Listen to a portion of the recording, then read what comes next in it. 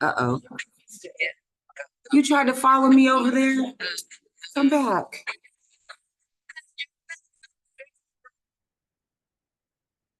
No, it won't. It won't. It won't come back over there. I ran really fast as well. I totally forgot.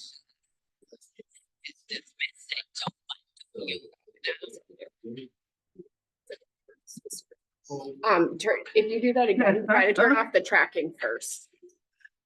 Don't let me do that again. Laura, I can't control you. I know you cannot. You can't. You really can't. Especially this early in the morning. All the things are kicking in. Good morning. Probably across the hall. What happened? The thing couldn't handle me.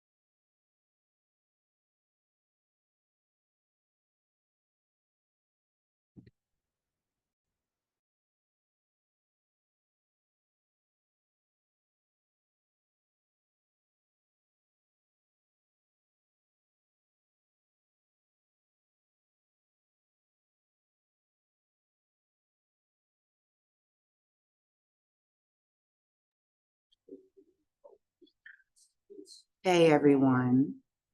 We are getting started. I hear echo. Yeah, I gotta go fix it over there. We hear echo, of course, with us trying to be super technologically savvy. Aisha confused the camera. So just give me a second. Welcome. I'm so glad you're here.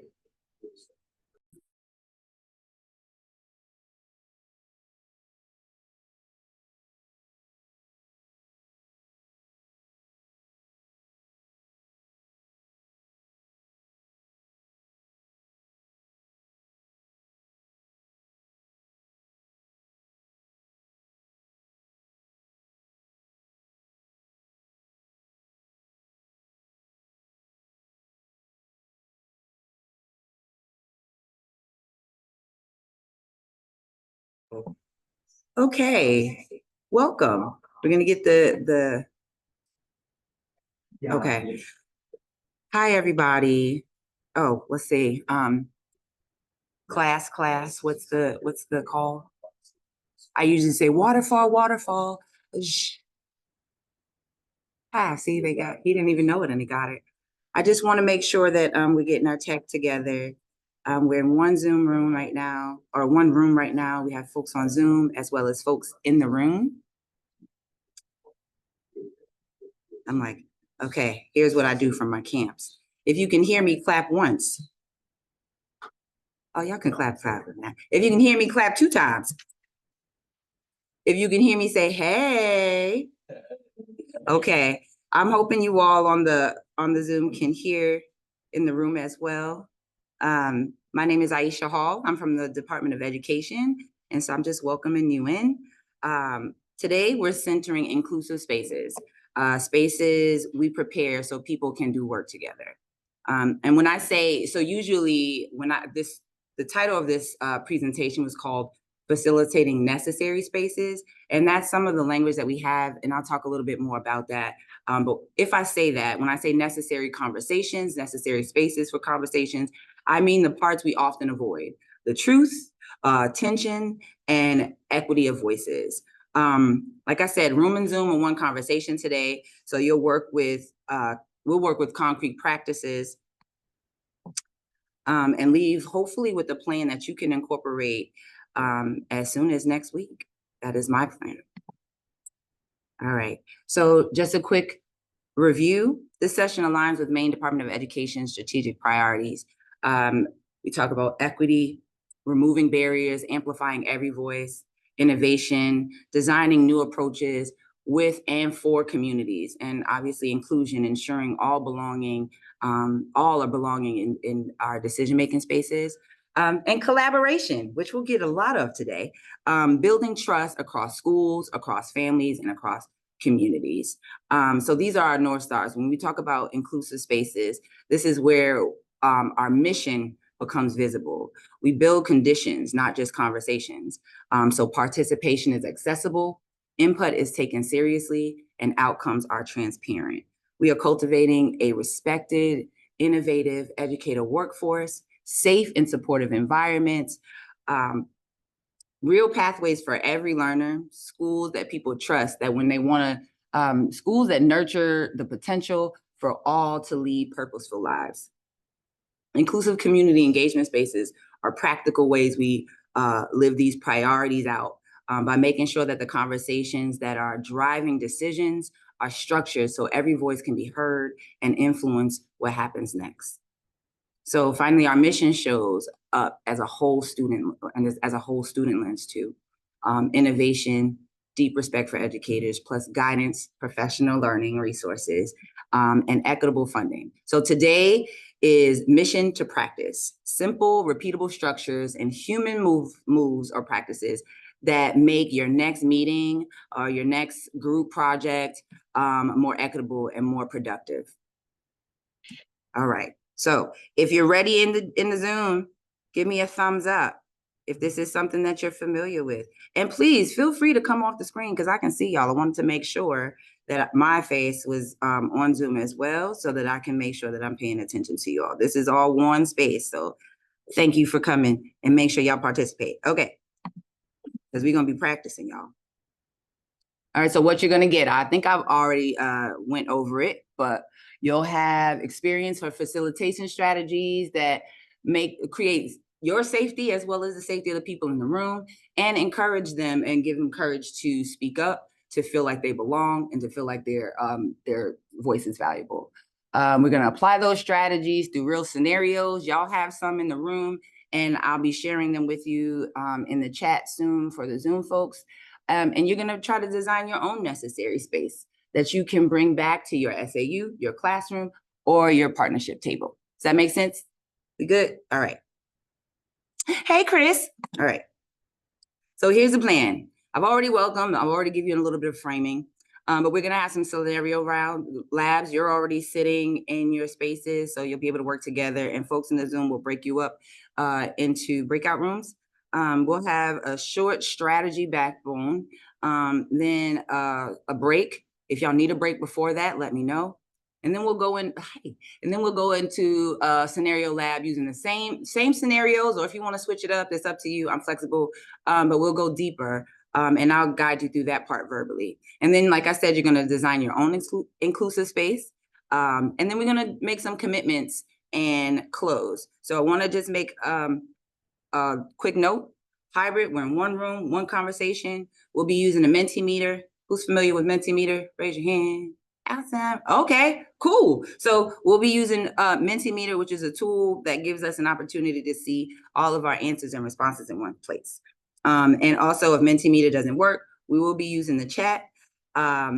This is so awesome that this time I present a lot, but I have a facilitator in the room who is the leader of Maine teaching through technology.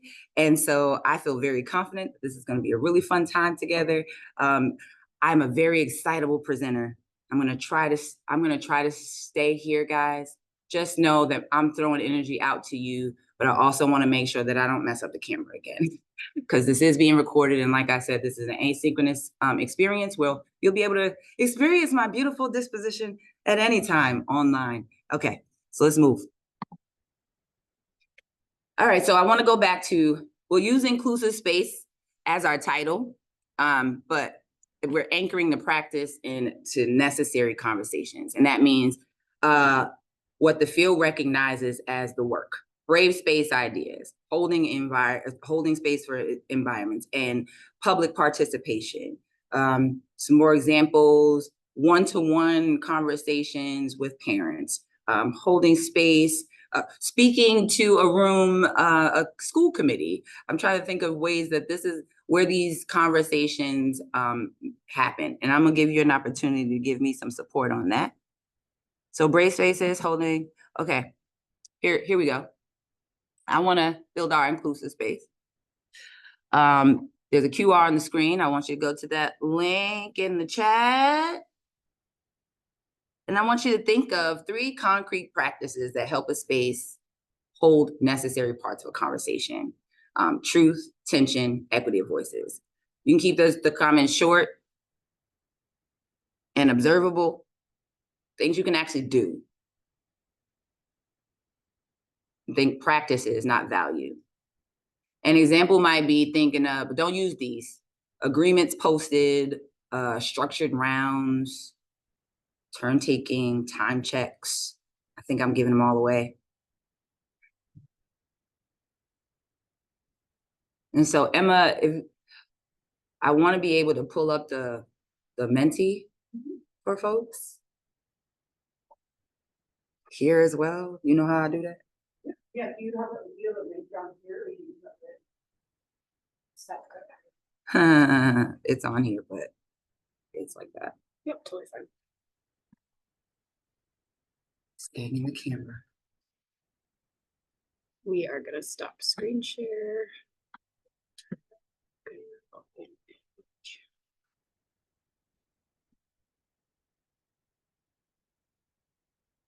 Oh, look at all of those beautiful things.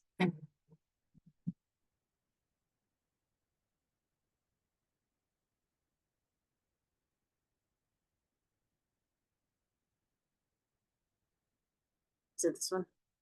Engagements and facility. Yep. Don't look at that. That's cheating. Don't look at that one. My bad. My camera. All right. Hang on, I gotta share it back on Zoom real quick.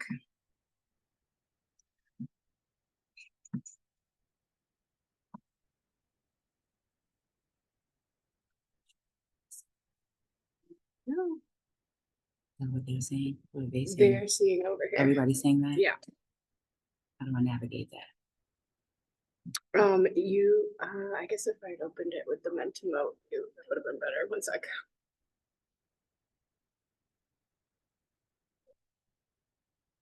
I'm so glad you know Menti mode. Hey, welcome. Oh, you can't do that. Okay, sorry. Okay. Nope. Here, just go to the next one. We can do it. We can do it separate. That's fine. And when you can just use your okay. clicker. Oh, well, there's that big giant QR code for all of you in the room. I want to see what we got. Contracts of conduct, got respect, empathy, yes. Tone, read aloud. Oh. Ground rules and norms, awesome. I'm gonna try to say more about openness, whoever did that, but the others. Don't hesitate. Oh, did the folks in the Zoom, if Menti doesn't work, you can go ahead.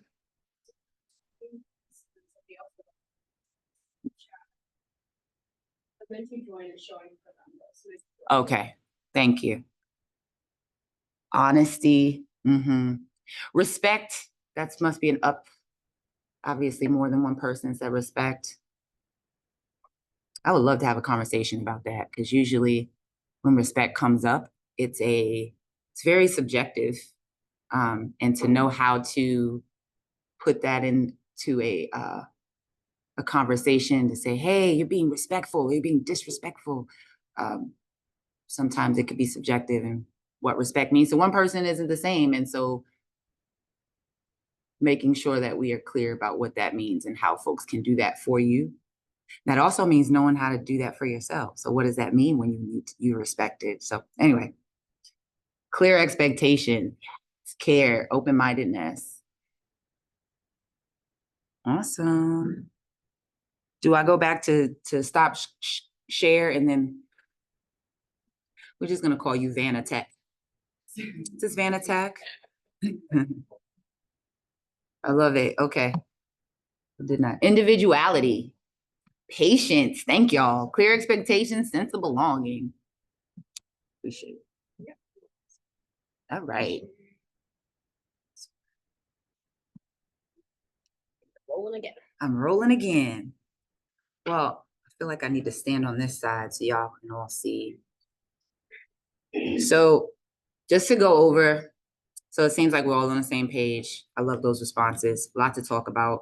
A necessary space is an intentionally designed environment capable of holding necessary conversations. And like I said, where truth, tension, and equity of voices are honored and turned into action. We design the space so it can hold what's necessary. And that's why these spaces are essential to our work. And so I want to go over, I hate that I got to lean. Sorry, guys. This got trifocals, screens over there.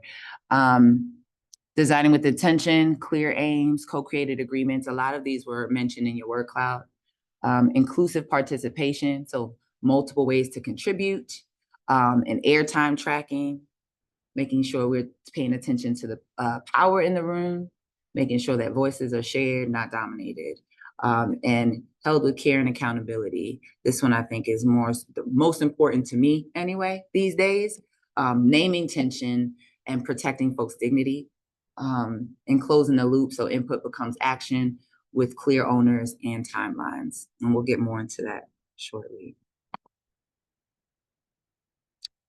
So we're going to co-create how we'll be together in agreement today.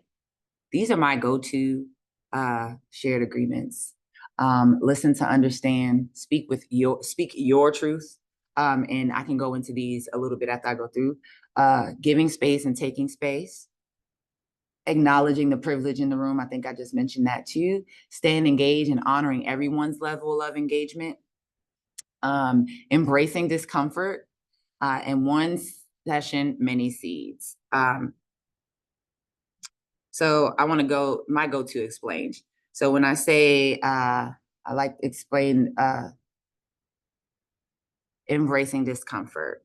So when the going gets rough, we turn to wonder, and it's internal wonder. So when you find yourself feeling judgmental, or you find yourself feeling some tension in the room when someone is speaking, I wonder what brought them to this belief. Asking questions like, I wonder what my reaction is teaching me about myself. I always say, resort to your inner teacher before going outward and reacting to that person or to that group. So embracing discomfort means really going into yourself and finding out what this discomfort means to you and who you are. And one session, many seeds means that most of the time you're having conversations that are difficult, that are, Like I always like to say, we're not going to solve racism, poverty, sexism today, right? But as you go, you'll leave with some thoughts, conversations, and things that are unfinished, and that's okay, and it should be expected. Think of them as seeds planted. What's planted here will grow in the days ahead. And what others? Speak your truth, meaning using I statements. Hey there, using I statements. So a lot of these conversations come from beliefs that are very subjective. We're talking about race and ethnicity. We talk about multiculturalism and things like that. A lot of the times we all know about implicit bias. Thumbs up if you know what implicit bias is. Perfect. Don't, fine, put your thumbs up. I'll explain it. When everyone has biases, everyone has things that are blind spots that they may not be privy to. And so when you speak your truth, it's not putting blanket statements, or we're breaking down stigmas by sticking to what we understand about ourselves and our own experiences. And giving space and taking space, that goes with understanding and acknowledging the privilege in the room. A lot of times folks take a lot of time to express themselves. And it may be that you have, I just find myself in meetings, sometimes it's 30-minute meetings, and I've gotten it down to 30-minute meetings because we're making sure that we're managing our time and using these ways of preparing yourself so you can do the most with the time that you have. There are often times where somebody has got a lot to say, and being productive in that meeting means giving space to that person, but also doing time checks, for example, to make sure that they're not that they think a little bit harder, so that they're not taking up most of the time and saying exactly what they want to say and contributing and making impactful comments in the room. And as you can't manage people, but reminding you to give space, take space. Also, there are folks that don't speak. They're very thoughtful, but may have a whole bunch of seeds that they take away. And then an hour or a year later, they're like, man, I wish I would have said that. Being acknowledging, giving space and taking space gives the opportunity of those folks who have those different types of expressing themselves, room to be courageous. And like I said, that also goes with acknowledging privilege in the room. Some of these conversations are with folks who may be students and teachers. It may be your administrator, a superintendent, going to a committee member meeting or something like that. There are hierarchies of privilege. And again, it comes with our culture, comes with our society, some of the ways that we do things. I always talk about Robert's rules, being Robin's rules, and trying to change it up. Just acknowledging the fact that we all come from a lot of different experiences in different places, and knowing that there are some things like implicit bias, privilege, power and privilege, that I guess change or impact the way we engage with each other. So, what about us? Is there an agreement that you see that would be, I guess, beneficial as we hold each other to sharing airtime, naming tension without demanding, and repairing when harm happens? Take some time on the mentee, and we'll use that as in addition to our brave space norms. And I also use brave spaces. I don't like to use safe space. I like safe space for courageousness, et cetera, et cetera. Should we switch over? Yeah, let's switch over. It's part of it. I say, totally your call. I'm like, thank you, Vanatech. I appreciate you. Because I do want to read them out.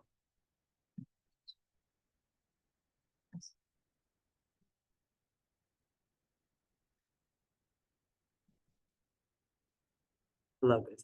Okay. All right, let's see. What'd y'all do? What's one agreement we need to add today to make this a true necessary space or inclusive space? And if you don't have anything, because you think, Aisha's hit the golden 7, that's fine too.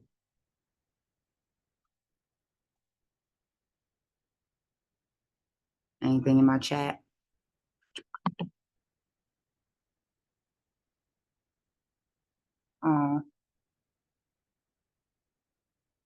Do a talking piece. I mean, sorry, I saw that, but I'm looking at the chat. I love circles. It's not working? So who's all these? All we have is a thumbs up that we can do. That's Well, why. I love that we got 32 people and 17 thumbs up. How about we use the chat instead? How about we use the chat instead? I like that. We can only use thumbs up. My bad, folks.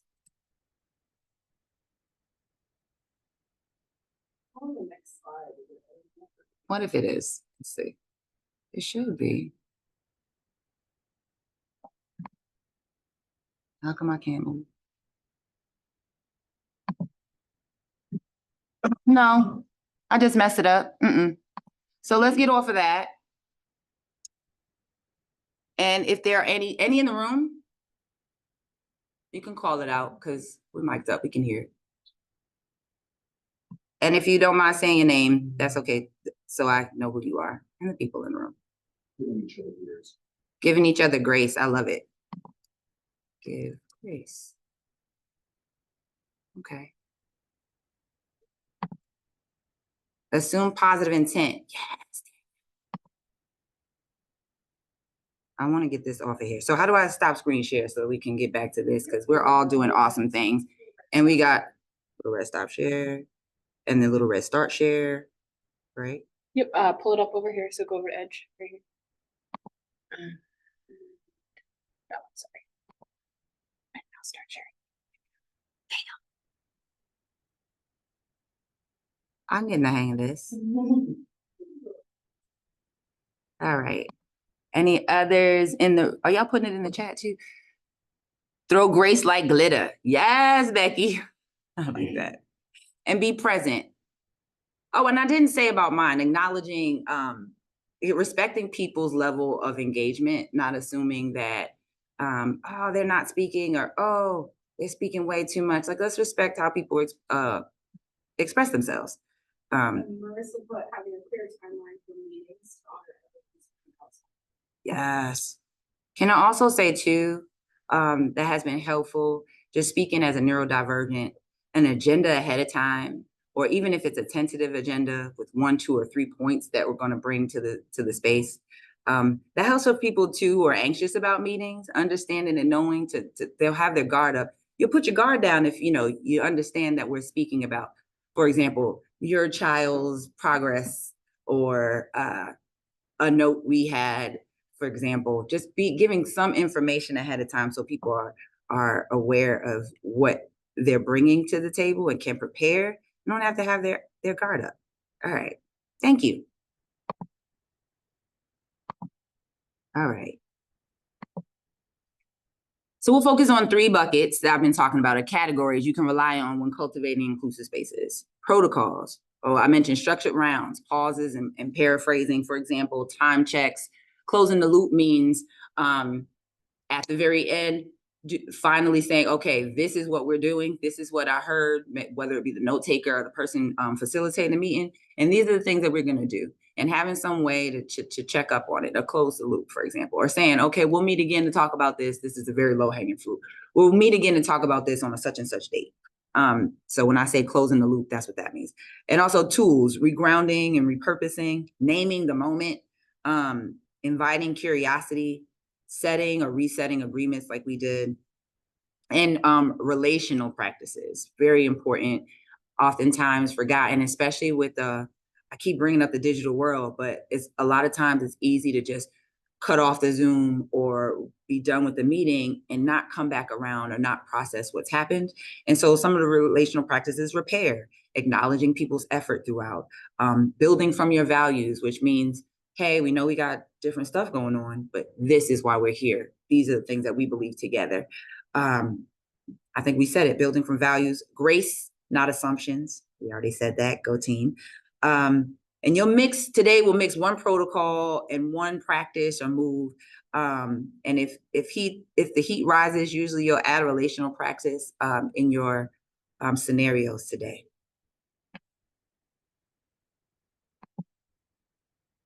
All right. So we're moving from definitions to practice. So your job isn't to fix the scenario. So you have scenarios on your tables, and we're going to drop the link to the scenario cards in the chat, and we're going to do breakout groups. for that. They have scenario numbers just so we can identify. There is no 1 to 12. They're so awesome. But we just need to identify who's working on what so we know what you're talking about as you're talking about. All right. Okay. So Zoom folks gonna be breaking out in a moment. So first thing, like I said, a necessary space is an intentionally prepared environment where people can engage in necessary conversations. And a reminder, that's truth, holding tension, and equity of voices. And we move into action. So we'll prepare this space so people can do the work together. Just a reminder. So in this lab, you'll set the conditions and choose the protocols that invite equitable participation and make room for tension without harm. Start with your first practice or your first tool or protocol and take some time on your own, about 3 minutes, to read the assigned scenario together at the table. I also gave you 2 options. That's if you want to like, oh no, I really want to deal with this topic. If there's a topic that you're interested in, I think I have other scenarios for you to choose from, talking to the folks in the room. As far as the Zoom room, we're going to break you up into groups of, well, I think Emma, you working it out.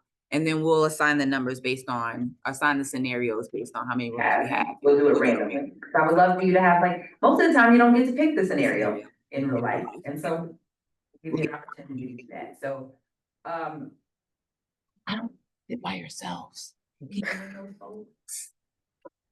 So we have 2 groups in the room right now and break out.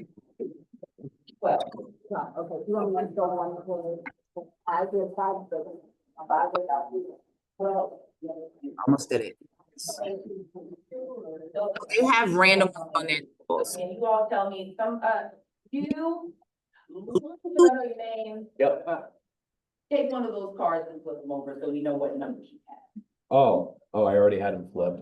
I have 11 and 1. Scenario, so you'll say. 1. They're taking scenario 1 in that table, scenario 6, and everybody else 3 for all. Okay, you're gonna capture 3 practices you can use, and if you're getting real froggy and you're feeling kind of brave, one warning sign to watch for in that particular scenario, and a way to make a plan to ameliorate it. You're partnering with a local community group to host an event on multilingualism and identity. A staff member on your team voices concern. Quote, "We should keep it neutral. You know how political this stuff gets." I love how he's reading that. How do you respond to that framing while still centering student voice and identity?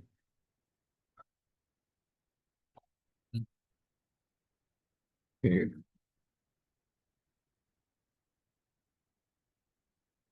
Then you start by quiet right. Start with quiet right. Multilingualism and identity.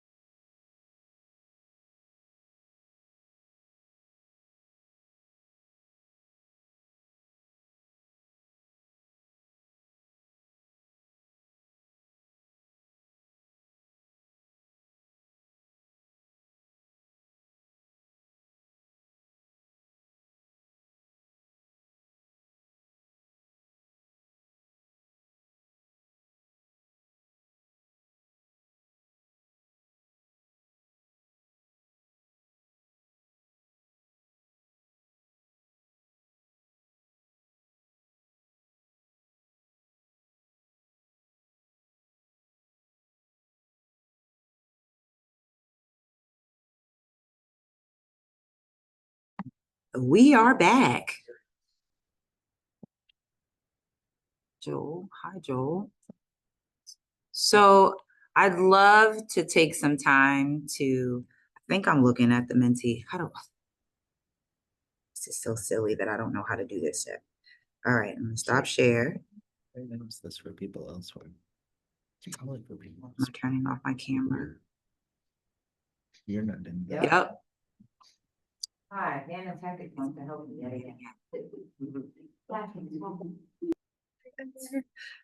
So you can get to the mentee. That didn't work and hope it works. But you know what? Sometimes that just means you need to talk more. What happened again? Are y'all again not able to report into this mentee meeting? So thumbs up if you can actually get to the Mentimeter and put your first facilitation strategy for this scenario into the mentee. Oh, thumbs up. So, okay, if you can, then why haven't I'm supposed to be reading your strategy, but I can also have you come off mic and share your screen or share your face and speak to us from the Zoom room, as well as we've got reporter people. So if you can just select someone from your group, your breakout, you can put it in the chat and let them know if you haven't already, just to share the facilitation strategy that your group selected. Now you had several, but you're supposed to talk through and walk through that best first move that you're going to share out to the main group. And so we're going to start in the room. We had a reporter out, a person in that table. And so can you tell me what your, oh yay, the mentee searching. Okay. You can put the number. So if it would help if you put the number so that everyone can follow along, but I would love to have somebody read it out as well. And this group was scenario 6, I believe. You want to read it? I can read it. Oh, yeah. Students express frustration that their ideas for a school improvement project were not included in the final decision. How would you acknowledge their input? How do you ensure you force these influence outcomes next time? So what was your strategy? Our first facilitation strategy was repairing relations by following up with the students that are so far. Nice. That we didn't listen to your idea. And the why, and you don't reporter out a person, select someone to talk about why y'all chose that one amongst the ones that you. Yeah. Because, if a friend comes to you and they're like, hey, didn't include my input, it's your responsibility to take accountability. So, you're right, I did. And here's, and part of it also was the build from values of like, okay, we agree on this, but maybe it didn't come out in the final decision. Nice. And then you begin sort of planning how there was. Perfect. Thank you. Thank you for scenario 6. How about in the Zoom? Did we have someone do scenario? Well, what scenarios did you give out? Recommendations around, Melissa wrote theirs for scenario 9, and then Kate wrote for scenario 2 or scenario 4. Okay. I would love to a combo of build from values and invite curiosity. Is there somebody that can come off and talk about that? Hi, I'm Caitlin and this is Marissa. Hi. And Hello, I can't hear you all or. You can't hear us? I don't know how to make it better. I don't know. We have really bad internet. It's not my tech messing up this time. I can read it out. I don't know why that was. So is there anyone else that wants to come on while Marissa helps her? Is it you it's 2 of you, isn't it? Yeah. Hi, Marissa. Hi. Can you hear us better now? Okay. Well, let's read the chat. I'll read the chat out. Yeah, checking right, it could be that. Much as bad internet. All right, well, we'll turn it back to the room and then someone on Zoom prepare to share out. Hi, did y'all have scenario? That's scenario one. Oh, a favorite of mine. Go ahead. You're partnering with local community groups to host an event on multilingualism and identity. A staff member on your team voices concern, which you can do. You know how political this stuff gets. How do you respond to that framing while still censoring student voice and identity? You kind of said, you almost had a couple different opinions about anything was having impartial facilitators. An impartial facilitator, you said? Yeah. Let's make sure they hear you. Okay. Who knows when the conversation is respectful and it can stay productive. Basically ensure that this will be a space where everyone can fully express themselves. Basically share their thoughts and have the group be real on the point or break it down even further. Look at the elephant in the best almost. Nice. Address the elephant in the room is always a good idea. And we have one from the, thank you. Oh, wait, did we say why? Did you really fully express why? And you can pass it on to someone to, go ahead. Hey, Lou. Besides facilitators, that if we draw boundaries on where a conversation can or can't go before the discussion takes place, you kind of, you can stymie some people who feel that their opinion isn't allowed in that certain space. So you kind of need to have a more organic sort of monitoring of a conversation in the video res to sort of have a discussion is pretty productive and disrespectful. Nice. Thank you, sir. And I'm hoping that everybody on Zoom can hear these responses. Do we have anybody to say they couldn't? No, Okay. And so Marissa's group had scenario 9, and I'll read that out for y'all. Data shows disciplinary actions disproportionately impact BIPOC or special education students. How would you frame this conversation with staff? What facilitation strategy could you keep the space constructive? And Marissa says, we discussed scenario 9. Our first move would be a combination of build from values and invite curiosity. We felt that this discussion would be best if teachers were asked to look at data and when prompted to consider why BIPOC and special education student referrals were disproportionate. Then we'd use the close the loop and end with repair. Oh, well, y'all gonna have to pick another one because that was the second part of the scenario, but we'll get there. Thank you for that. And again, if anybody wants to come off mic, you can be heard in the room clearly, and I can see your lovely faces. So, and I know that there are some that are in big groups, and that's okay too. Just, I just want to make sure that you can participate. And then we have, we can't hear the people in the room talking. Thanks for letting us know, Danielle. All right. Does anybody else on the Zoom? Because we can hear y'all better than y'all can hear us. So I'll encourage you. All right. So I want to come off of this, I want to read them. Scenario 1, y'all said it. Scenario 4, acknowledge feelings. Oh, scenario 4. So let's read scenario 4 so we can actually connect the two. After a traumatic student incident, you're asked to support the school-wide response and lead a reflection activity. You sense pressure to keep things light, but students are raw, staff are split. How do you create space for grief, accountability, and next steps? So scenario 4, we acknowledge feelings, provide space to share feelings, recognize space needed for some, and provide spaces for people to go to recognize grief is not linear. There's pressure to keep it light. Oh, you didn't finish. We were in it. So you want to come off scenario 4, let me know. But I'm feeling you.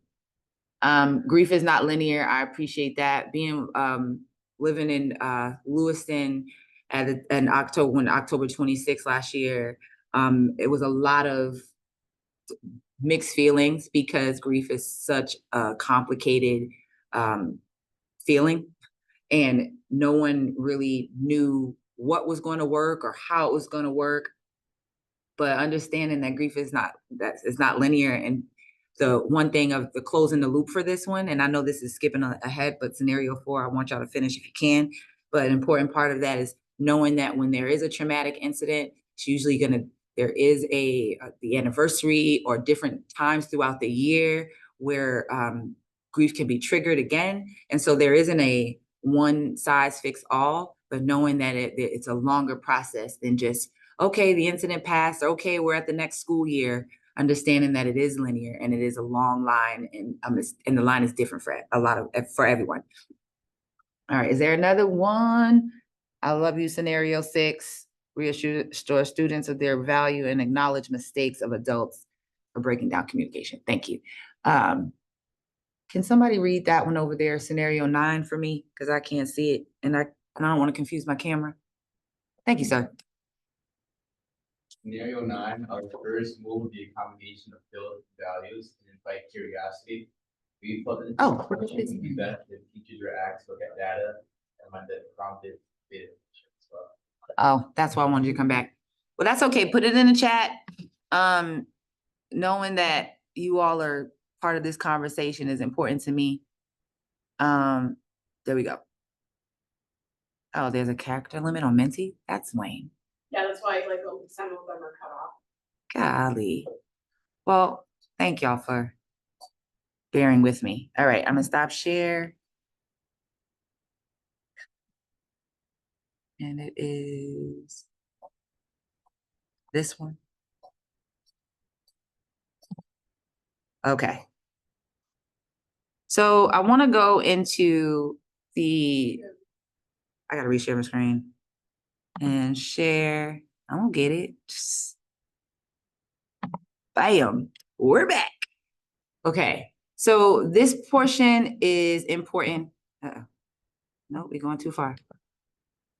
All right, I wanted to show this tracker during the report outs too, but we couldn't do both. But I want to come back to it because we want to make sure that equity is visible.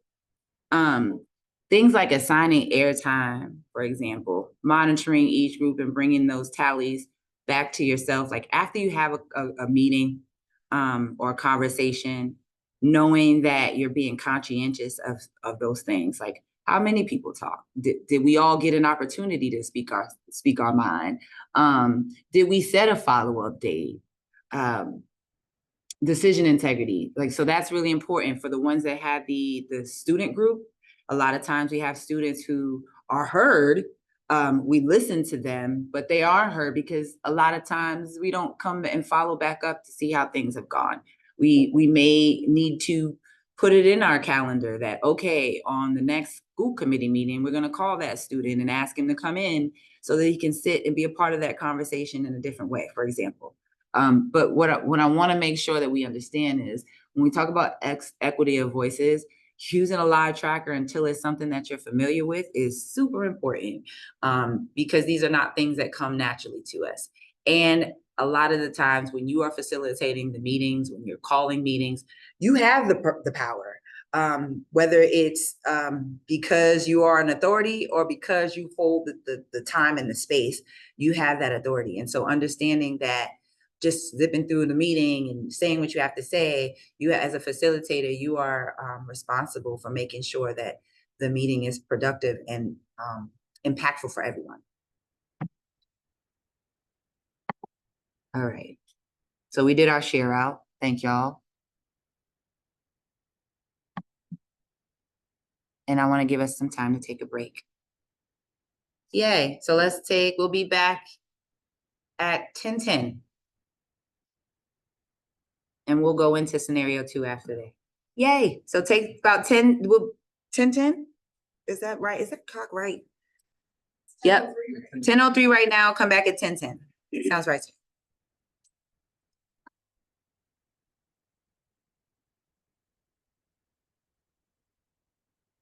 So is a live tracker a person whose job it is to keep track of everything going on? Yeah, I would say, hold on. Okay. Whew. Wait, let me turn it.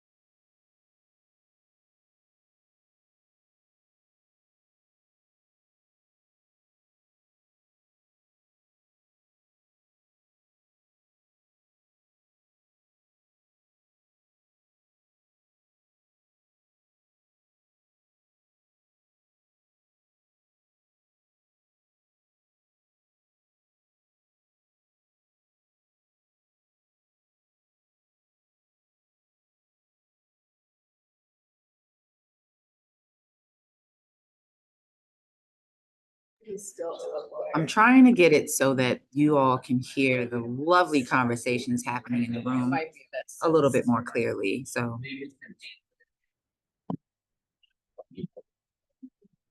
I've seen Mario, but I don't. Yeah, that's.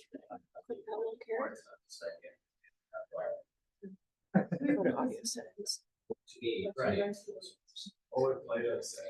What would Plato say? That drop. Say, whether you say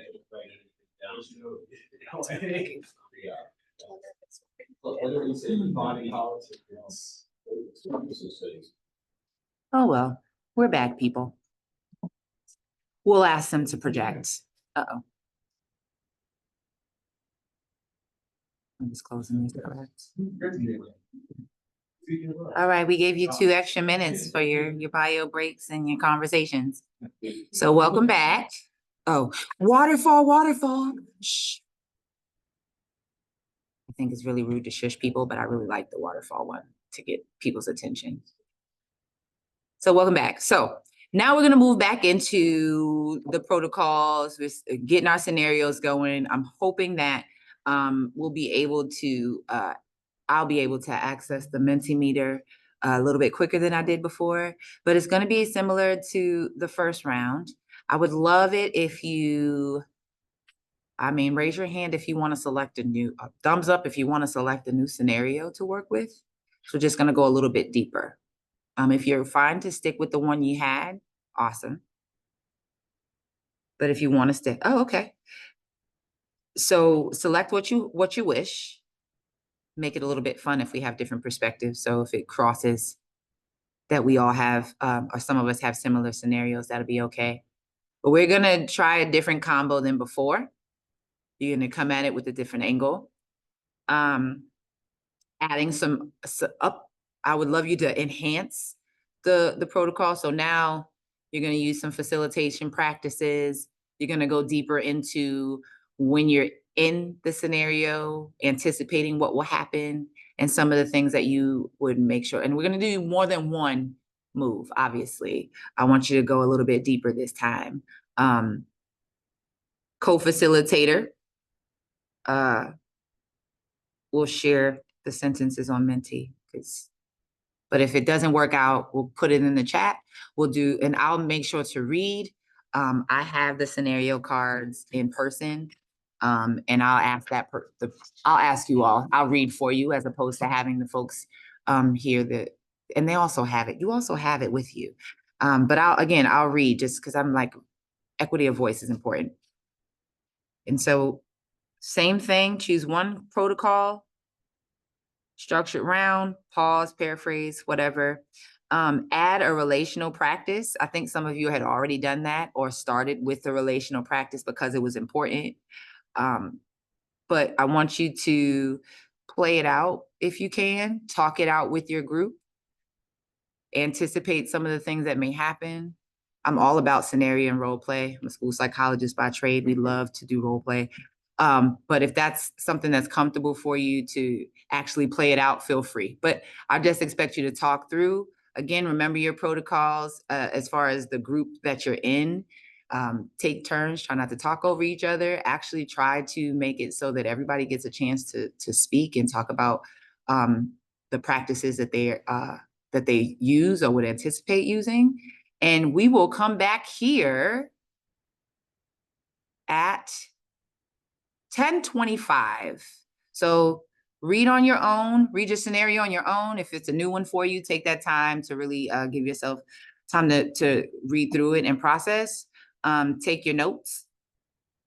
Make sure that you are giving yourself time. And then when you come back, let's try 3 moves. So that talking about a facilitation, a protocol, a practice, a relational practice, and the additional things that you may have done to make sure that you made sure equity of voice was centered.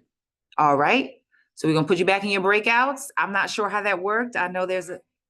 Let me do this time. Okay. Oh, that's perfect. See, we will work it out. Thank you. Okay, we'll see you back at 10:25.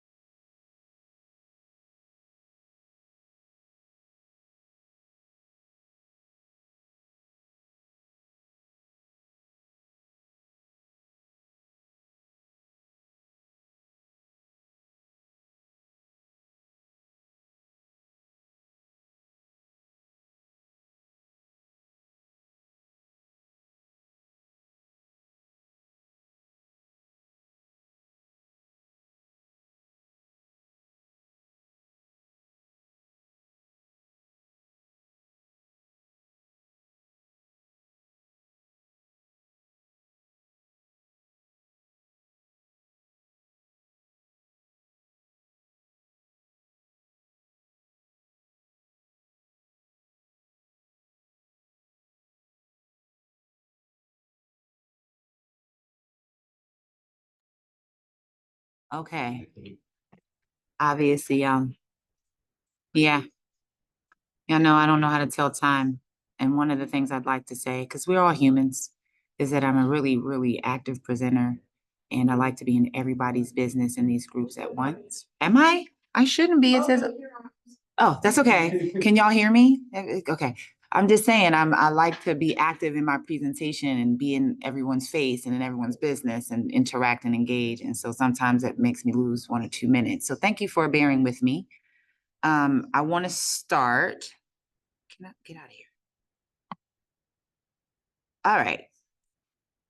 So this time you went a little bit deeper. I was able to hear from one of the groups, and I do want us to entertain that scenario. What scenario was that, guys? 11. Scenario 11. Because for me, this is something that's happening in a district that I am involved in. And I just so happened to go to one of those meetings and saw how a leader handled himself. And I'm like, oh, I'm curious to see what we would think about that. So Unless you want people to add to this still. yeah, that's lab 1. We want to move to the next one. Okay. So I did. Okay, wait. So continue to add to the lab 1. I want, because I didn't make a sheet for that or a slide for that, because I wanted us to talk about, so we were essentially doing the same scenarios. I wanted us to talk about what that would look like. And so we don't have to, I would rather you put it in the chat, actually. Let's go ahead and, oh, I love y'all. But there is this piece that would be an addition. The warning signs, right? The early warning signs to watch for, but I want to wait for that because that kind of touches on the conversation that I was just trying to have about a real-time event that happened and something that he could have, what's one warning sign, but we'll get to that in just a second. So let's go to scenario lab 2. Let's get off of Menti. Y'all have it. We don't need to display it, but I do want to share. Go ahead and share my screen back.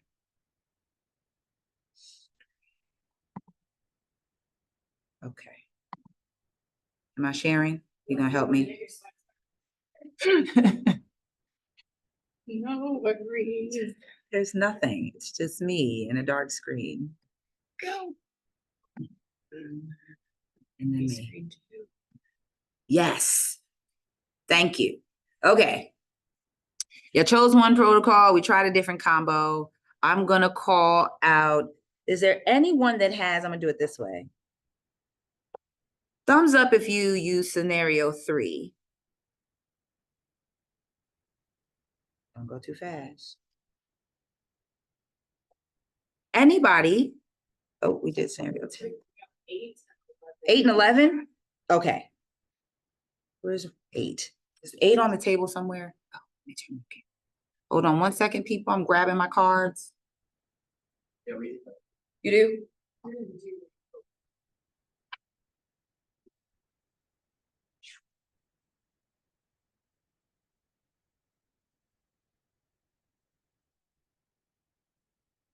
Okay. So for scenario 8, a rural community group refuses to attend district engagement sessions, citing a history of being ignored. How can you rebuild trust? What's one way to invite them back authentically? And we have, I'm assuming this is somebody in the chat, but if you do have scenario 8, please feel free. I would prefer if you come off mute and talk. Okay. Build from values. Hi. Hey, Kate Miles. Yes, there's an echo. Can we turn that We're down? having an issue with the sound in here. Hold on, Kate.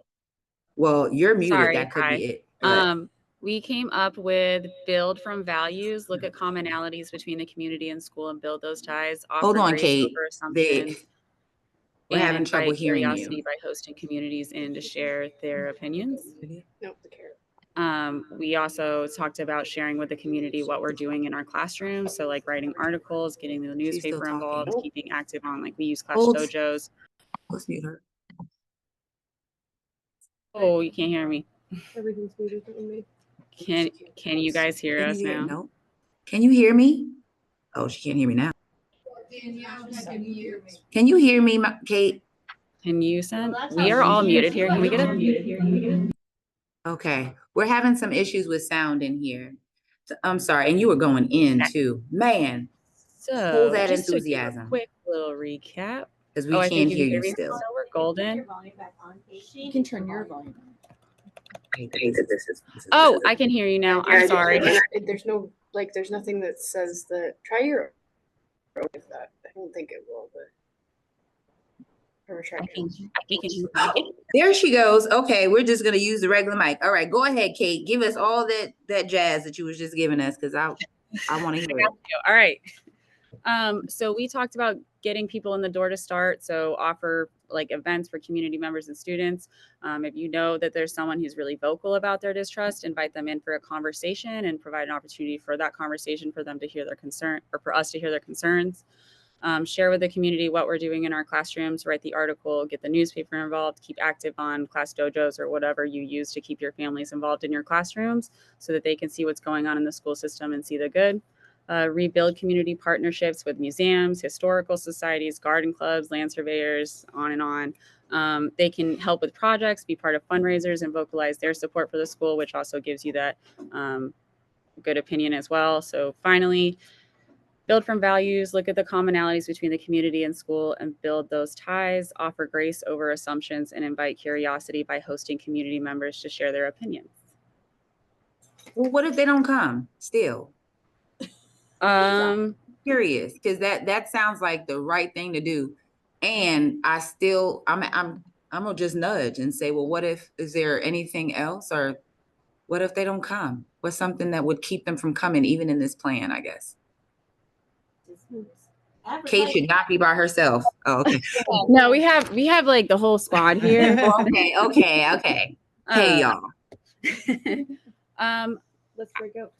I think Call their bluff. I think you just I think a lot of times it or is. come to them. come to them. We've had people in our school district. We had administrative members of our school 2 years ago who we had a very vocal Facebook page. And she would actually reach out directly to members that were really vocal on that Facebook page and invite them in and try to actually like contact them and have those conversations. And honestly, like kind of stopped being vocal after they had the conversation with her, because I don't think anyone enjoys being called out for like the nasty things they say on the internet.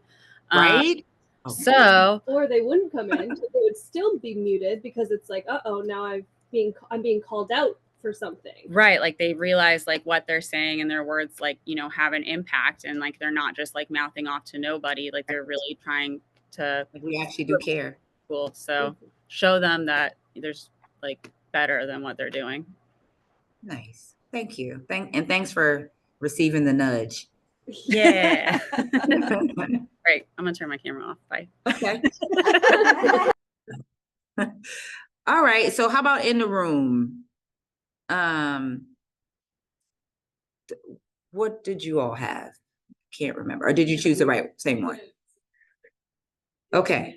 We did scenario 6 again. Yes. Read scenario 6 for me. Students express frustration that their ideas for a school improvement project were not included in the final decision.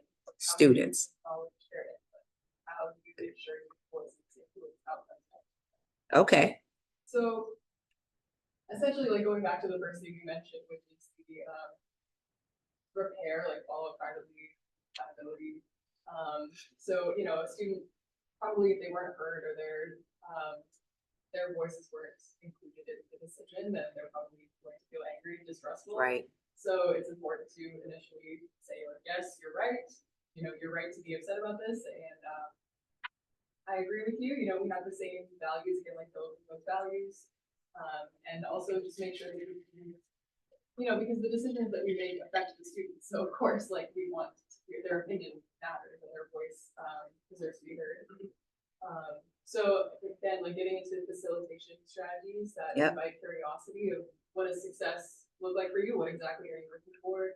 And then during the actual meetings, using that, like close the loop, summarize what was heard and how it was used, going through and summarizing what the students had to say, what they're looking for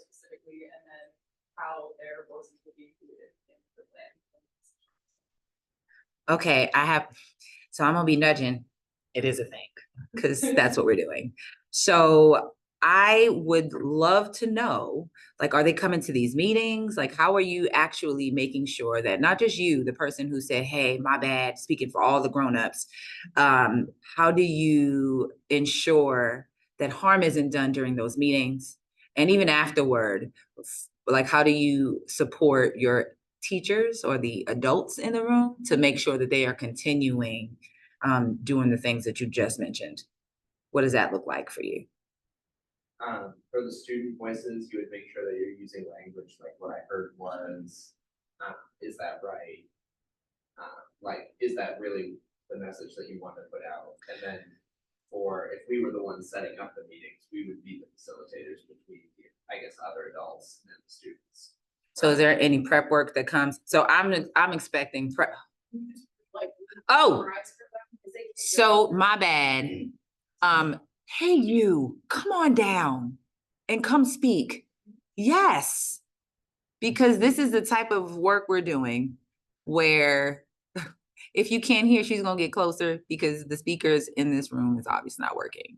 So just rephrase what you just said so we can have this conversation over here. Yeah, did they hear the Kate did it. scenario? Yeah. Kate's in the room with a whole bunch of folks.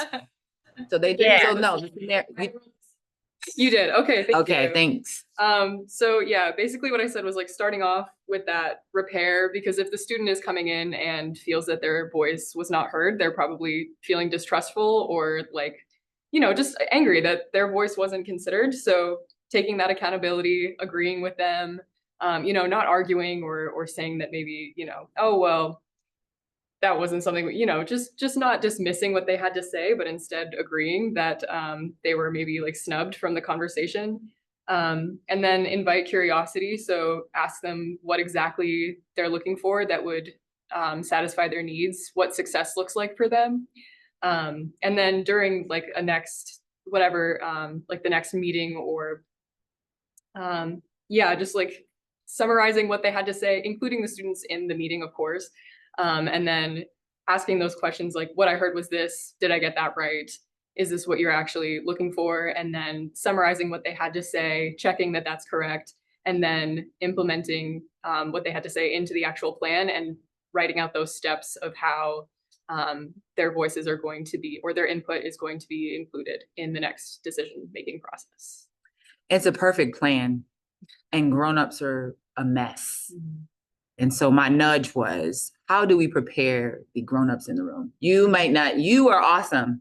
And there's always a trusted adult that students really feel like they have their back, and it's you and the student against everyone else. How can we build trust, or how can we establish trust or start to build trust with other adults in the room who are going to, you can't avoid, you can't walk around with that student and say, we got you. Right. How do we prepare the educators who are also supporting those students in that process of accountability for their voice?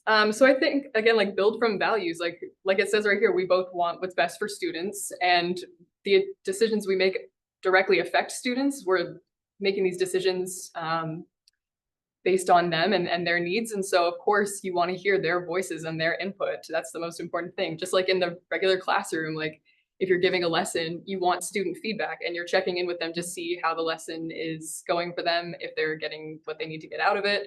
And so the same goes for making these bigger decisions. We need student involvement.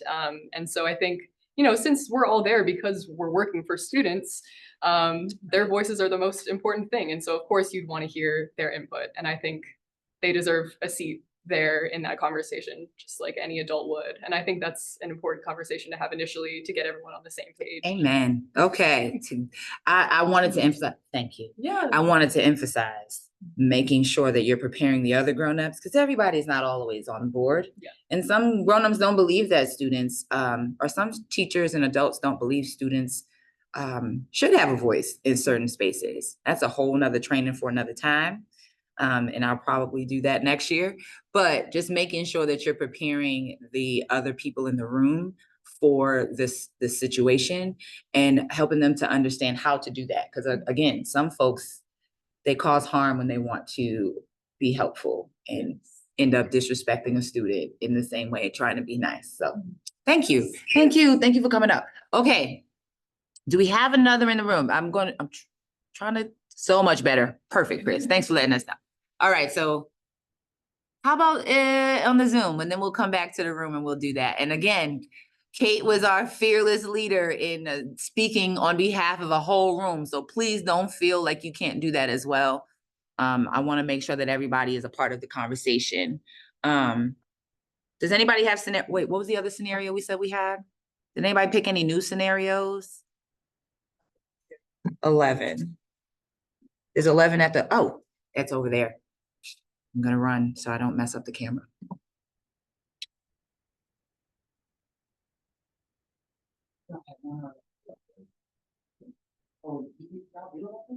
Oh, well, wait, speak for yourself. Go ahead. Oh, wait, my New York friend, come on down. Did you type it in? Okay, so come on down. There you go. Come back to me. Okay. It's not following me. I didn't do it this time, Emma. Come on. Come on. Hello. All right. We had scenario 11, which was LGBTQ plus students report their needs are represented in policy decisions. How do you ensure representation, and what facilitation strategy can amplify their voices? You took notes too, y'all. Let's go. We kind of had a lot to say like individually, but one thing I put, like, it seems like in this case an LGBTQ voice like should be included like for representations and like in some way, like some form or the other. Like I said personally, one easy fix can be that they don't technically have to be a part of the meetings, but it seems like there should be a voice in the meetings that their opinions can be considered. And one of the things we said at our table as well is that we should encourage students to self-advocate for themselves too. Okay. And was this students as well? Yeah. Yeah. They got LGBTQ plus students. Like they should self-advocate for themselves. Like one of the people on our table is like he's studying to be a social studies teacher. So he was like, they should self-advocate for themselves. It's probably something that he addressed in his classroom as well. Oh, okay. I was gonna say, so how do we get students who have that voice, but always also feel invisible to get the courage or encouragement to advocate for themselves? Because that too, for me, I would say one of the things that I would, what did I say? The thing you have to prepare for, or something that you want to prepare for, is encouraging a student to advocate, and they may feel really strong and really empowered with you. And then they get to the situation where they're either in the meeting or they have to create something to represent themselves in the meeting. And it's hard. And so how do we prepare for that? That would be my nudge for that one. You don't have to come up with an answer by yourself. You got a whole table. It's a whole table. What do y'all think? I would say that, I mean, this is all part of sort of the imperative of being a social studies teacher, is to help them to develop the skill in a meaningful way. And so if their self-advocacy needs to be scaffolded, then I'm putting I that would in say, the scaffold. if they have strong opinions and they need to express themselves, I would advise that they write them down. And I will go to the school board meeting and I will read their statement to the school board personally. And then I will sort of take steps to sort of assist them in self-actualizing their expression of their own opinions, and we work our way there. If you can't give a presentation in front of the class, you give a presentation to me. Amen. Next time, you're going to give a presentation to 3 students in your class, and then we work our way up towards this skill of self-advocacy. I'm giving a gold star to my own comment of scaffolded self-advocacy. I love it. I think there's something a little bit problematic in this approach. Okay. It's, Oh, shoot now. you know, asking a lot You can of the students. Thank you. It's basically saying that, like, I guess what it is it's disregarding implicit bias. Right? Oh, shoot. These kids are not benefiting from sort of the. Thank you, They're, Emma. they're outside of what's considered like default, right? Yeah. The kids who are not LGBT plus have representation by default, right? So same to the kids who want representation, here are all these things that you have to do in order to get it. I don't think it's fair to them. So, but I receive that. they do need to, they do need to share their experience in order for anything to happen. So I would put the responsibility of things moving forward on policymakers and invite them to be curious about the experience of the students.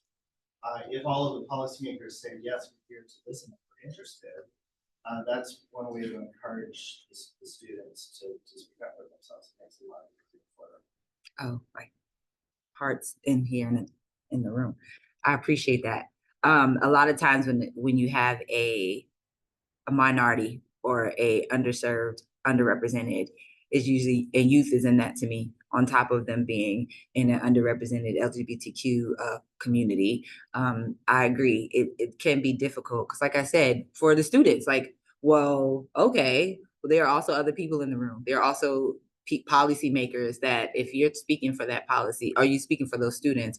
The policymakers are still kind of, can be, what do you call that? Disassociated or disconnected to the actual situation or what those students are going through to even know what type of policy to create. And also, just to speak on that, having an issue, coming up with the solution, and then advocating for that solution, and then making sure the solution is heard. That's a lot for one person in general, much less a student. So keeping those things in mind. Like I said, with, I think I'm going the wrong way because I can't see. Hold on. No more breaks. Hold on. The one thing that would change, or one move that you would think of in that situation that would account for what you just said, would be something that I would entertain some feedback on. Like, okay, so how do we, if we're not helping them to self-advocate, if that isn't enough, what does it look like to move forward? How do we, like, what's the process? Yes, get the policymakers to go hear them, but what does that look like? Does it look like them going to the school and visiting the school? Does it look like them having a one-on-one conversation with the students who have the concerns? And this is not just for you, this is for all of us. That to me would be the next nudge. Like, well, what does that look like to set that up to where there is a space that they can actually be heard, and the policymakers can be held accountable for doing more or doing something to address their concerns? Well, I would feel comfortable speaking on the behalf of students to set it up. Yeah. Right, talking to the policymakers, because it's an equitable situation, right? What would you do if the situation was the opposite? What would we do if the What would you situation do? was the opposite? The school district policy was accepting of people who are LGBTQ, and then you were approached by students who were adamantly against those policies. Would you still volunteer to express those views, those opinions, and scaffold? I'll make y'all come up here to this mic because this is good. Because if we argue from the perspective of human rights, then of course, human rights are non-negotiable. They're not something that they can be entertained. But when we're dealing with issues of human rights, we're not talking about necessarily about self-advocacy. We're talking more of issues of, constitutional jurisprudence. When we're talking about policy, we create this context of negotiation, of discussion. And so if, in order to really be advocates of our students and of our students' views, we have to be willing to be sort of, and this is kind of oxymoronic, impartial advocators. Okay, Impartial advocator. That's what I heard. It's not our responsibility to ensure that all views are addressed. It is our responsibility to ensure that we have an equitable learning environment for all students. So, I would say that the specific views that you're talking about in that reverse situation, they're not really part of that question.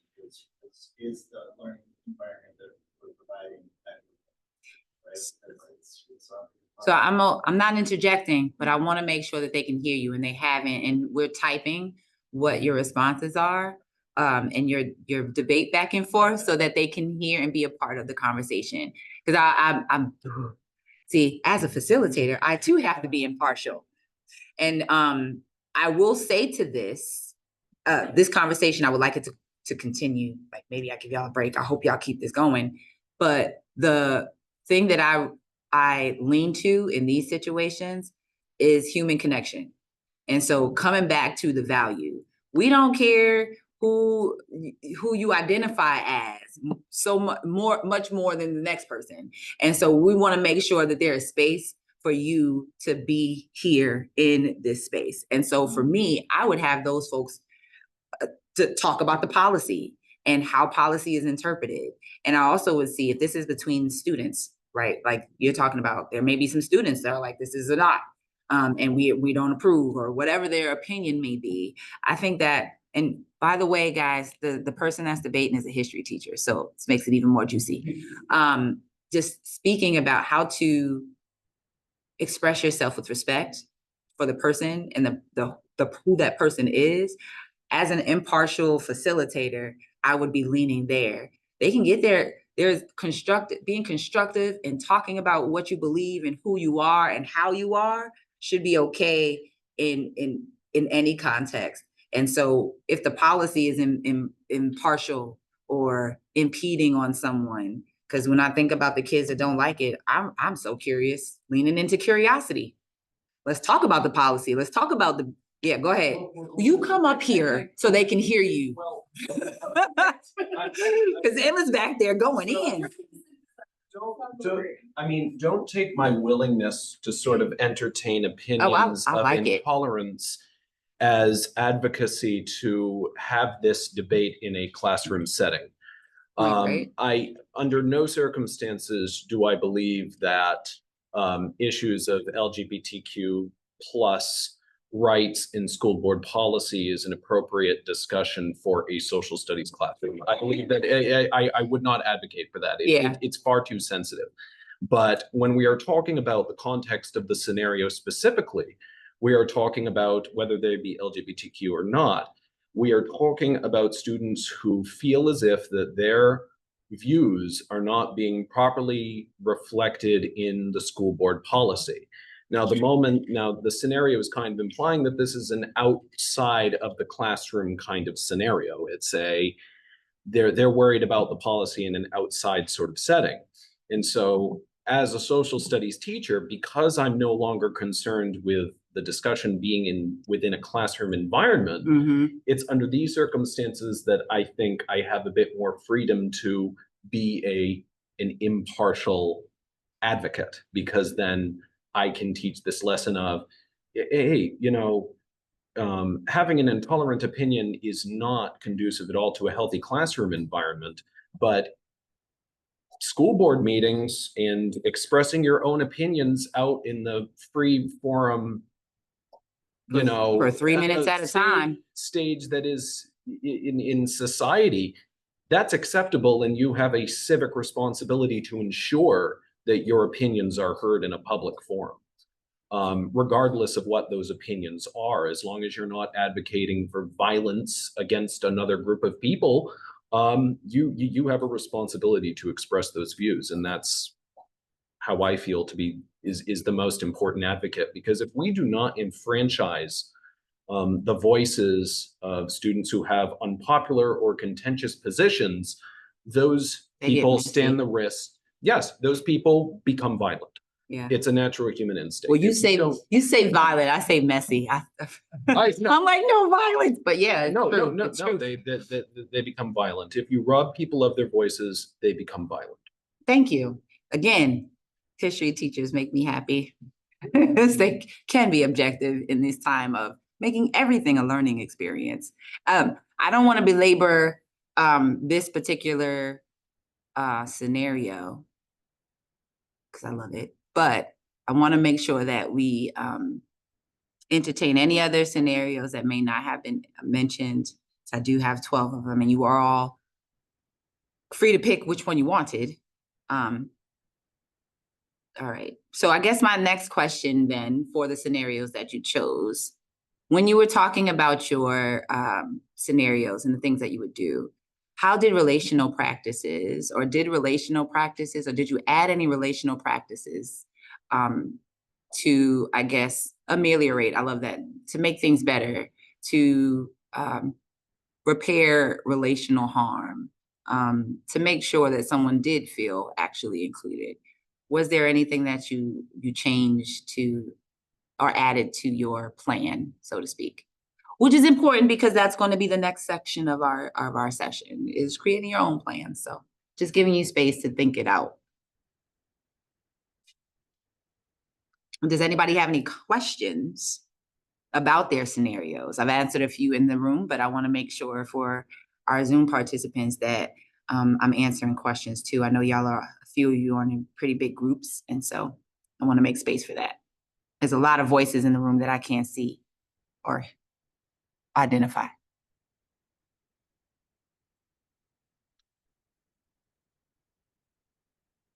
I'm not scared of silence, even though I keep talking into it, just making sure to give space. It's a lot of us. All right. Yay. So let's transition over to designing your own space. And I think I want you all to work solo for about 6 or 7 minutes. And then we'll pair up for 5 minutes to share your partner up, actually, to share your plan with the other person. Pick a real meeting. And you're gonna fill these 4 boxes: settings and people, where and with whom, purpose and outcome. That's why I say pick a real meeting, because it makes it a little bit easier and more close to you. But if you don't, you can make it up, your ideal scenario. Your purpose and outcomes, why now? What's gonna be different after? Some of the tensions to expect, like I mentioned, that's what I was trying to think of. The tensions to prepare for. So power, pace, history, access, roles, practices you'll use. So you're gonna name your one protocol, same thing, but you're doing an individual for your own plan. One practice, one relational practice, one facilitator practice, and then we'll come back together. So I'm giving you about 5 to 7 minutes. Oh, and also you will find that there's some links. There's a facilitating inclusive community engagement spaces implementation worksheet. I like worksheets. You can do this on your own notebook and jot it down, but if you need it, it's there for you and for the future. I'm going to give these to my folks in the room. And again, I think the link is available to you and will be dropped in there, so you can either follow along. I'm going to turn my camera off so I'm going to name my camera. I wonder what her name is going to be. We're going to name her Sheila. We're going to cut Sheila off so that I can not mess up Sheila's focus. All right. And that's 5 to 7 minutes. We'll go now. It's 11:01, so we'll come back at 11:07. And I'm going to give y'all sheets now. I was so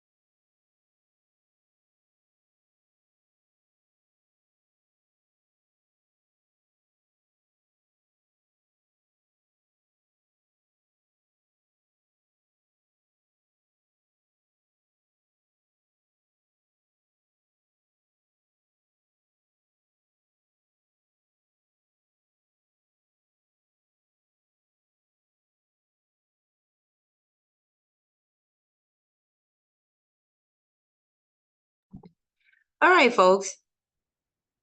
I'm just checking in. Oh, so who are these people? Okay, I'll take my 30 seconds.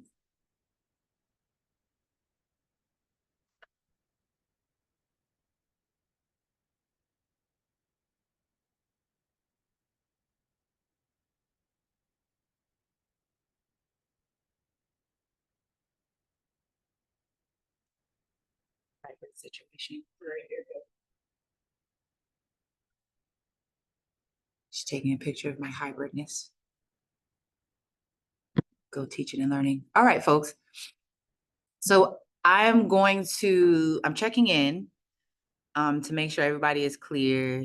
We set our own plan in place, whether it was something that you actually have coming up next week, which I prefer, so I want to work with real-time issues, or you have created a plan for an anticipated scenario for yourself. I would like you to pair up.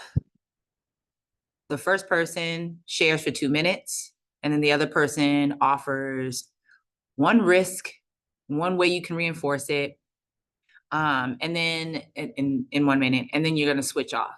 If you finish early, name one early warning sign you'll watch out for and how you'll respond in this scenario that you've created for yourself. All right, and we're gonna assign chat pairs or trios for our large group. I think we figured it out. Cause like I said, I love how y'all PD. It's like when one person goes, everybody's learning. And so in here, in the room, 1, 2, 3, 4, 5. Oh, it's perfect. Grab a pair, grab a partner, talk to your partner. Like I said, take 2 minutes to talk about your plan. That person gives you the feedback afterward. And then we'll come back together and maybe share out and I'll ask you some questions. You don't have to actually share out a second time, but I'm curious to know and curious to hear about some of the risks and reinforcements, and overall what kind of plans y'all have in place for the facilitating you'll be doing. All right, so you should be paired up. 1, 2, 3, 4. Take 2 minutes, switch off.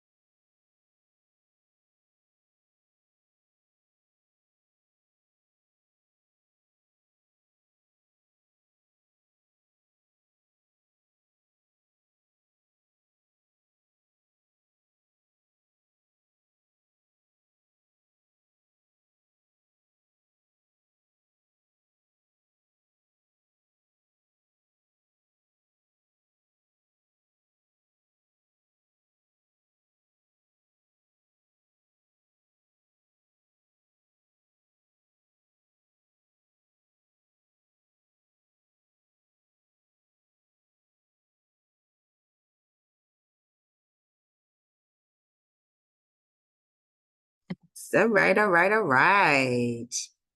We have about 15 minutes to end this session, and I really want to hear from folks.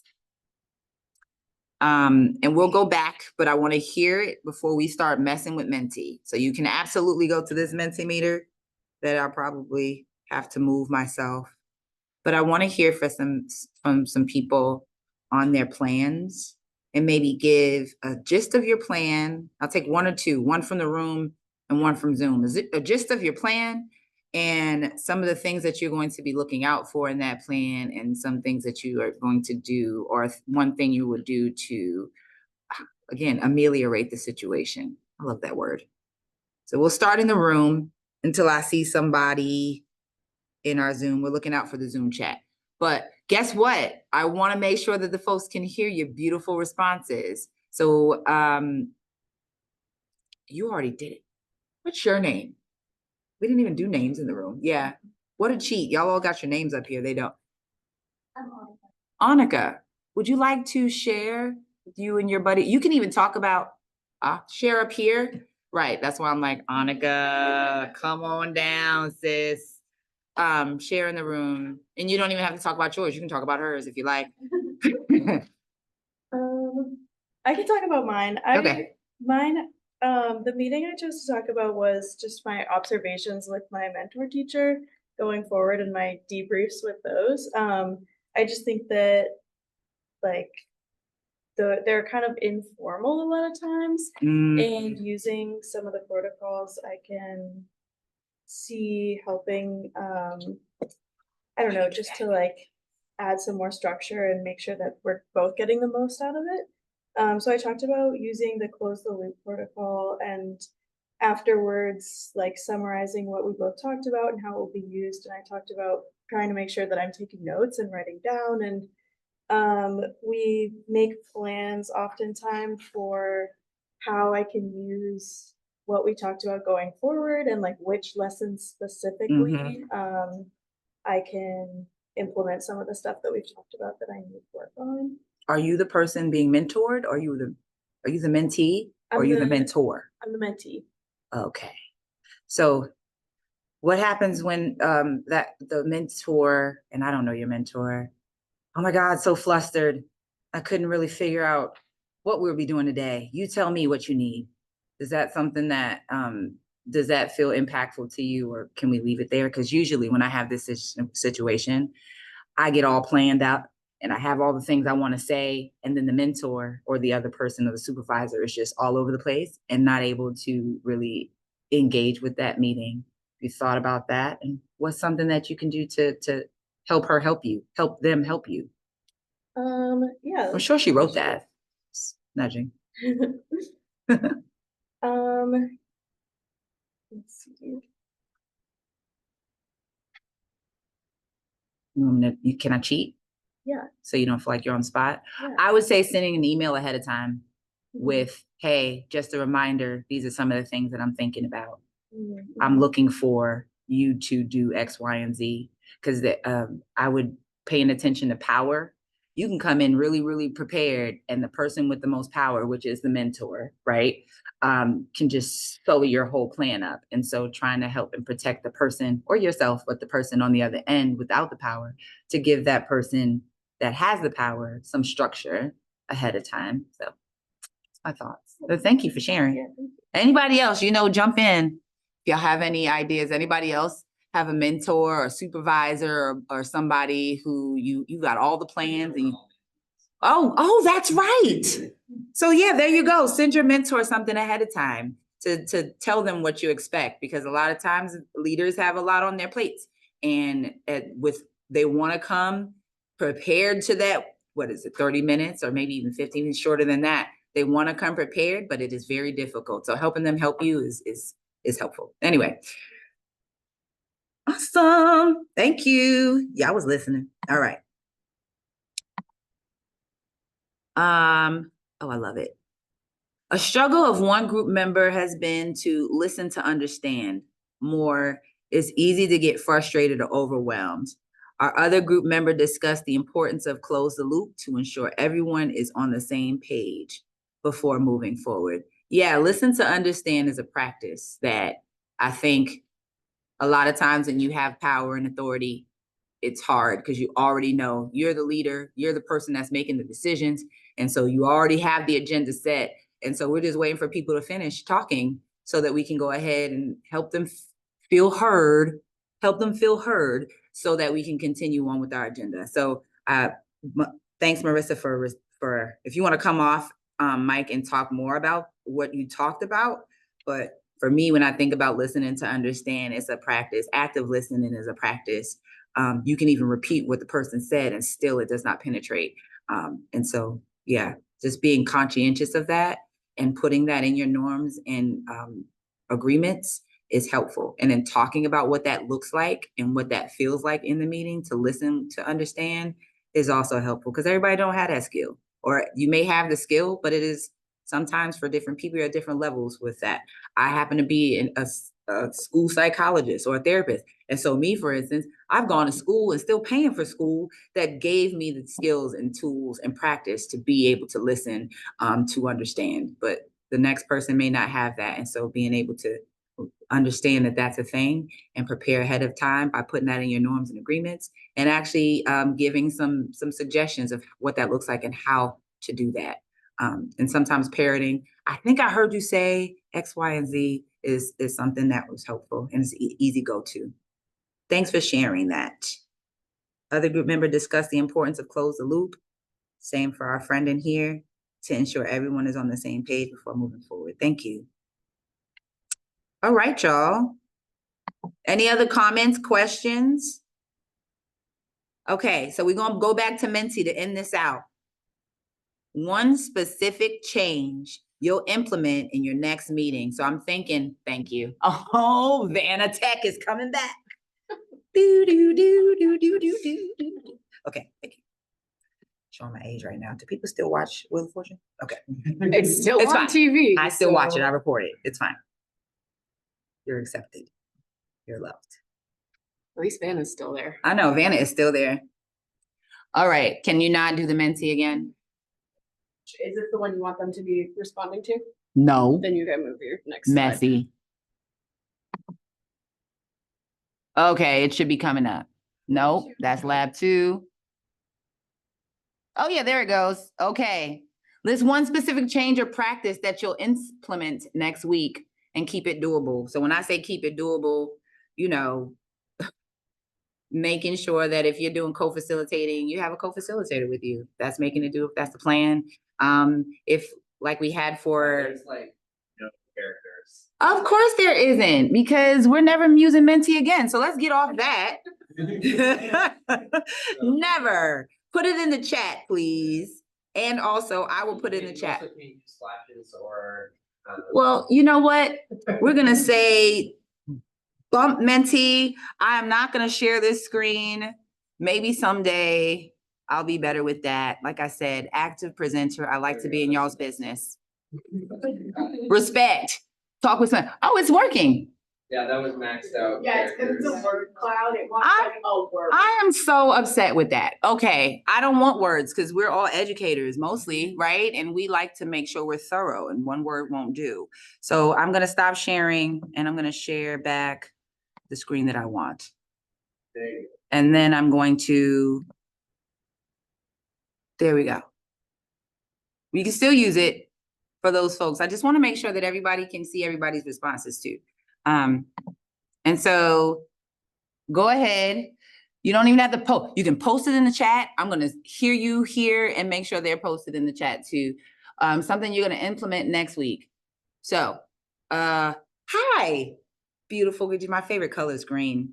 How about you? Is there anything you're going to do next week that you've learned from this session in your next meeting? And if there's no meeting, I hear y'all are mentors, so I wish I would have focused more on that in here, but share. Well, I brought to mind that I'm thinking of taking a meeting for a gesture student. So I'm not. Could you come up here? I know. I mean, brave, courageous space to get outside of your comfort zone and stand next to me. I apologize and thank you. And I love your sweater. Thank you. So mine, I wrote about attending an IEP meeting for a transfer student. I won't be actively participating in the meeting because I'm not his full-time educator. I'm Okay. just a student teacher. But but one thing that I would like to do for this meeting is ask my mentor questions after the fact. Ooh, okay. Just to, be more informed. Like, I know the student, I don't know the student's family or home life really. Okay. But I do know that one of his parents will be there, and I want to, like, obviously there's not gonna be much I can do about it, but make sure that the parent has that active talking space as well. Because I know that since it's a transfer IEP, it might be more difficult to, make sense of it in a new school, completely new district, such and such. But yeah. that's all I Thank got. you. Yeah. Thank you for being our fearless volunteer. Y'all, this was awesome. I see track airtime, limit each speaker to X minutes. I love it. Sometimes you got to be bold, but it helps. Anybody else up here? Bring an agenda and closing the loop. I see closing the loop. Thank you so much. Inviting curiosity. Oh, if I had more time, Becky, I'd be like, so what does that look like? And if you want to put it in the chat, you can. But, I went the wrong way again. So that's what we did today, closing the loop, model it before we end. I heard a lot today. Well, this is for you, but I'm going to do it for myself. I heard a lot today. Next time for our next training, we're not using Menti. We're just going to find another way. And I'm going to make that change with my facilitator by next week. And obviously, you all are welcome to come the next time to the next training. We did that post check. So we're just going to do hands because look, I already said this is me modeling. We're not using Menti, so don't even look at that QR code. But I want you to think about like how confident you are in preparing to hold a necessary space for next week. Y'all know Fist to 5 for, let's see, annotation. They used to have a little coffee thing. So if you have a coffee, if you have a speed up, slow down, if you could see it. So raise your hand if you're feeling more confident now than you did coming into the session. Thumbs up. Awesome. Yeah, do a raised hand because thumbs don't last as long, Ben. Thank you. Raised hand. Awesome. I like to see that. Anybody feeling like they still need some more practice or some of these concepts are a little bit new? Put your hands down, Perkins. Kaden, yes. Thank you. So like I said, no, I didn't say it yet. Let's make sure. Y'all, if you don't already have an engagement or excuse me, an engine account, I think raise your hand if you've heard of Engine before. Our platform for, oh, great. On here they do, obviously, because y'all are Zoom. But Engine is a professional learning platform that we have and we use for the Department of Education, just for educators and our people in our educator community.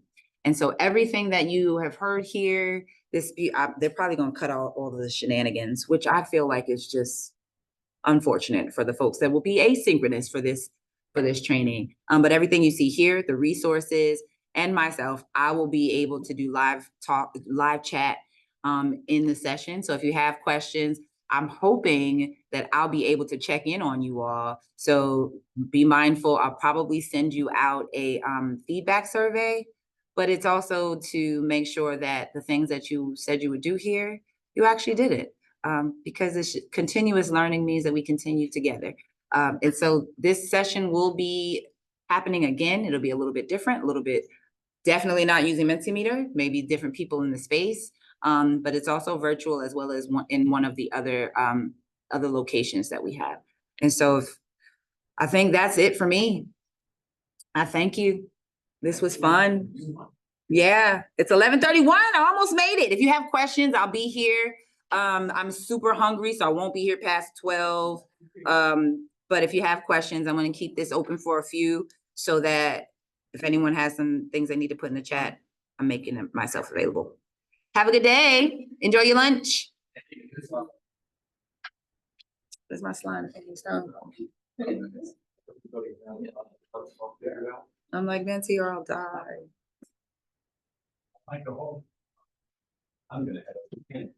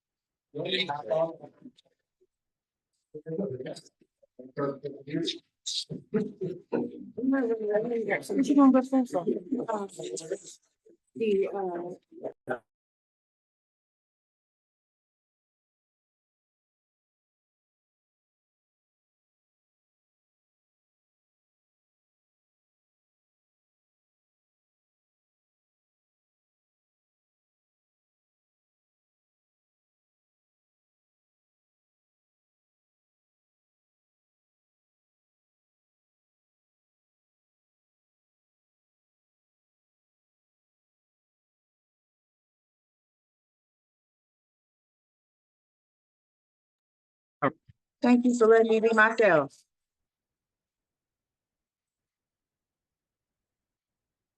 Have a good day. Enjoy your lunch. Enjoy your lunch, peeps. Kate, you and your class were a barrel of laughs. Thank you. Bye, Kaden.